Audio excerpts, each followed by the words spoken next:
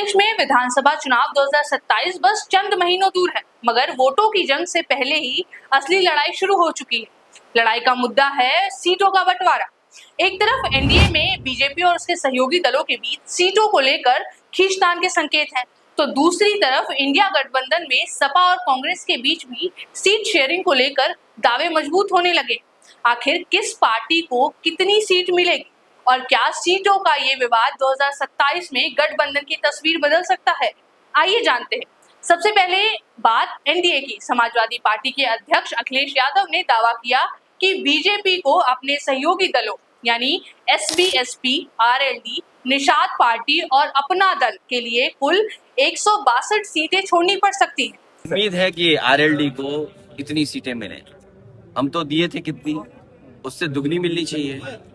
इसी तरह एक और है वो पीले गमछे वाले उनको भी हमने बहुत सीटें दी थी, लगता है उनको उससे दुगनी मिलनी चाहिए। जितने भी दल हैं जो हमारे साथ रहे हो न रहे हो हमारे साथ, हम उनको बधाई देना चाहते हैं और उनको शुभकामनाएं देना चाहते हैं और चाहते हैं कि ज्यादा से ज्यादा उन्हें सीटें भारतीय जनता पार्टी दे।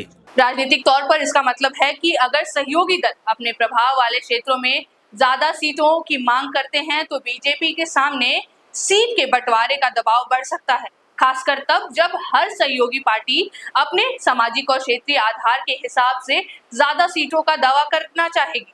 लेकिन कहानी सिर्फ एनडीए तक सीमित नहीं है। इंडिया गठबंधन में भी सीट शेयरिंग को लेकर तस्वीर पूरी तरह साफ नहीं है। कांग्रेस अब चाहती है कि सीटों के बंटवारे में सिर्फ 2022 विधानसभा चुनाव के प्रदर्शन को आधार न बनाया जाए, बल्कि 2024 लोकसभा चुनाव के नतीजों और मौजूदा राजनीतिक प्रभाव को भी महत्व दिया जाए। यानी कांग्रेस का संदेश साफ है, अगर गठबंधन बनता है तो सीटों का हिसाब नए राजनीतिक समीकरण के आधार पर होना चाहिए और यही बात समाजवादी पार्टी के लिए चुनौती बन सकती है।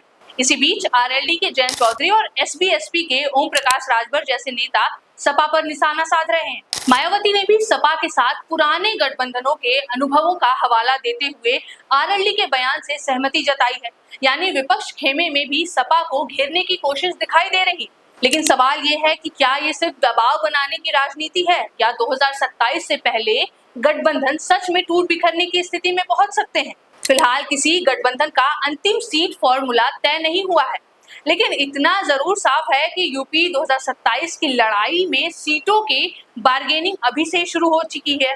बीजेपी को अपने सहयोगी को साथ रखना है, कांग्रेस को सपा से ज्यादा हिस्सेदारी चाहिए और सपा को अपने गठबंधन की कमान मजबूत रखनी है। अब देखना ये होगा कि चुनाव आते आते ये दल सीटों पर समझौता करते हैं या सीटों की लड़ाई ही गठबंधन की सबसे बड़ी कमजोरी बन सकती है। आपके हिसाब से 2027 में यूपी में किस गठबंधन की सीट शेयरिंग फॉर्मूला सबसे ज्यादा मजबूत होने वाली है? अपनी राय हमें कमेंट्स में जरूर बताएं और ऐसी ही देश दुनिया की खबरों को देखने के लिए समाचार प्लस को फॉलो करना ना भूलें।